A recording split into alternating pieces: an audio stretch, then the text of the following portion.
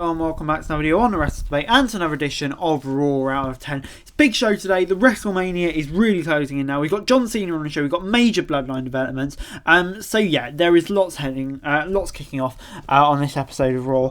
So without further ado, let's get straight into it. And to start Raw, we saw Jimmy Uso and Solo Sikoa show up before the show started, and Heyman let them know that Sami Zayn was possibly there tonight. Heyman said that Roman wanted Jimmy to take care of Sami while Solo takes care of Kevin Owens, and that's exactly what Solo's tried to do in the opening match. Owens attacked Solo before the bell and sent him outside before Sikoa took control of him and sent him into the ring post. The match kicked off in the ring and Solo got a spin kick for an early near fall. Owens then took a knee to the groin before getting caught in a headlock, but managed to break out and get some big moves. Solo was about to hit the finisher, but Jimmy Uso came out and ran the stretch and letting Solo counter it and hip attack instead. Back after a break, Solo got a Samoan drop before missing a move in the corner but blocking the stunner. KO cleared Jimmy from the ring before getting a super kick cannonball and swanton bomb for the pin, but Jimmy Uso broke it up at the last second, causing the GQ. They beat Owens up after the bout and were about to send him through the announcer's desk, but Sami Zayn attacked them with a steel chair and chased him off. Sami reached his hands out to KO after the bloodline was gone, but Owens walked out on his own. So yeah,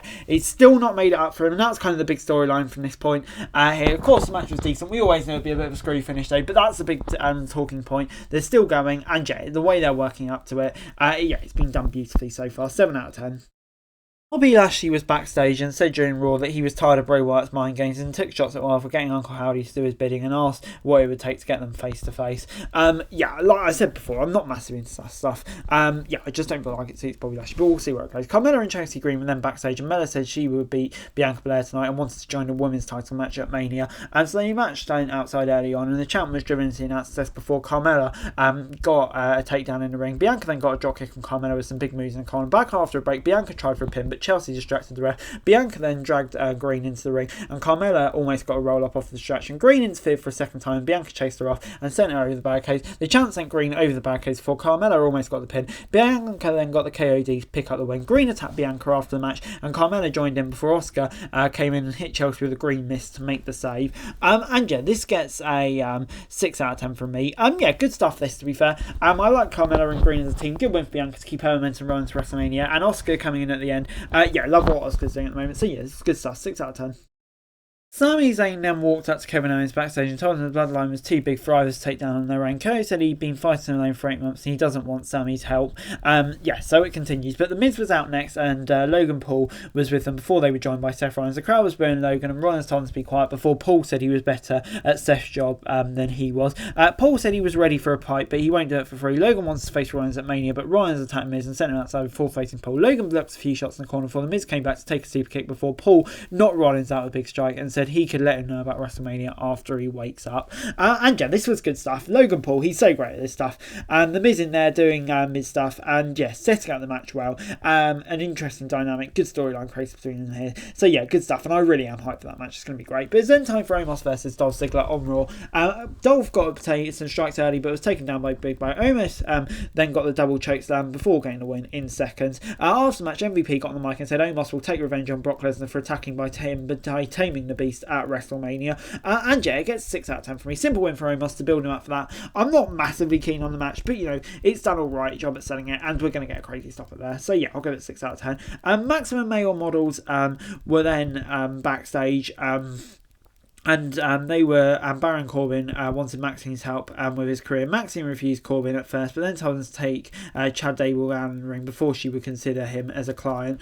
So yeah, that's an interesting direction. I didn't see that coming with Corbin, but you know, it could work. Backstage on Raw, Paul Heyman told Jimmy Uso that if he couldn't get Jay back to the A Bloodline at the end of the week, Roman Reigns will hold him responsible. And yeah, we know what happens later on, but yeah, this was a great angle to lean on for a bit. But it's then time for Finn Balor versus Johnny Gargano. Balor got an arm wrench early on, but Gargano came back with a drop kick and sent Finn outside before hitting a big dive. Balor got the double stomp after some interference from Dom. Balor was able to get the coup de grace, but Edge's music hit and he showed up at ringside, dropping Balor from the top rope. Gargano came in with DDT and got the win off the distraction. After the match, Edge hit a spear on Balor while Loomis took Damian Priest down at ringside. Loomis was just there, but yeah, I mean, it's setting up for that Edge Balor match, hopefully inside Hell in a Cell, and obviously this is a really good way of doing it.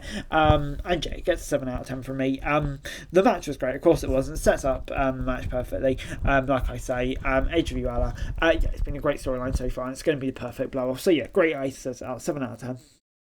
WWE then announced the King and Queen of the Ring special event to be held in Saudi Arabia on May 27th, and yeah, looking forward to the return of King and Queen of the Ring. Nikki Cross v Piper Niven was up next. Cross attacked Niven on the bell, and Piper managed to fight her before the match kicked off. Piper took Cross down and hit her headbutt, a dropkick, and a big finishing slam, picking up the easy W. And yeah, gets a 5 out of 10 from me.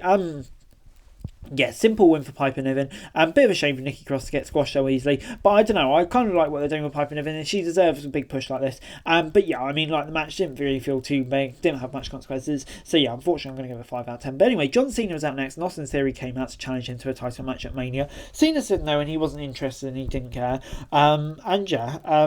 Cena said that Theory didn't deserve a match with him before Austin made fun of him before giving up. The crowd wanted to see the match before John Cena said that he refused to protect Theory's career from a big loss. Cena said Theory was full of crap before finally accepting the challenge, even though he doesn't deserve a Mania match.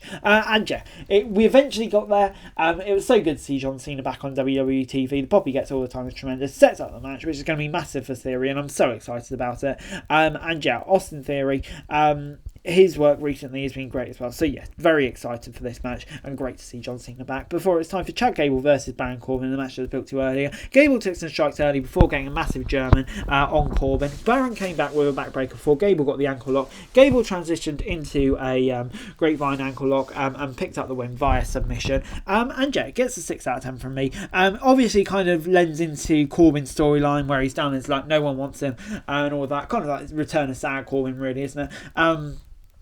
Without JBL now. So yeah, this was good stuff for him. A good win for Chad Gable. I feel like he loses a lot on TV despite being used often. So yeah, good to see him pick up a win as well. On the whole, this wasn't bad. I'm kind of intrigued to see where this goes in the long run with MMM. But anyway, Becky Lynch and Lita were out to celebrate their tag title win and called out Trish Stratus. Bayley came out with Damage Control and then confronted the champs and Trish though. Trish teased the return to the ring at WrestleMania before the two teams got in a brawl. Dakota and Io were taken out before Bayley was surrounded by Becky, Lita and Trish. Dakota and Io came back for Bayley and dragged her out of the ring before they retreated, and another WrestleMania match was made official. This was really well built too, I have to say. Great stuff from Becky Lita. So great to see them back in the ring. Trish and a 6-man. I think it's probably the best way to go. I don't really know where it leaves Ronda and Shayna because I presume they would challenge for the tag titles. But please, Damage Control got the nod instead. That's going to be a big Mania match. And going to be great to see so many legends there as well. I'm kind of intrigued to see where it goes. I'm definitely happy about this. But anyway, Sami Zayn versus Jey was up next. Zayn was starting off strong and Jimmy was outside early before we headed for a break. Back on Raw, Sami got a tornado DDT and got a near fall before Solo tried to interfere but was ejected from ringside after being caught by the rest. Sami got the blue thunder bomb off the distraction before getting another near fall. Uso then caught Zayn on the ropes before getting a super kick off a counter. Jey also showed up at ringside before Sami used the distraction to roll Jimmy up and gets the win. Jey got in the ring after the match and faced his brother before turning his back and leaving the ring to hug Sami. Sami told Jimmy that there was still time to reconsider, but Jey hit him with a super kick. The Usos and Solo attacked Sami in the ring and were beating him down when Cody Rhodes came to make the save as Raw went off the air. This gets an 8 out of 10 from me. This was just absolutely perfect. The storytelling, the way Jey built up to it was perfect. Finally turning on him. We've got WrestleMania match set up. Cody coming out at the end. It was all perfect. The match was brilliant as well, but the storyline was just incredible. 8 out of 10. But overall, Raw this week gets 7 out of 10.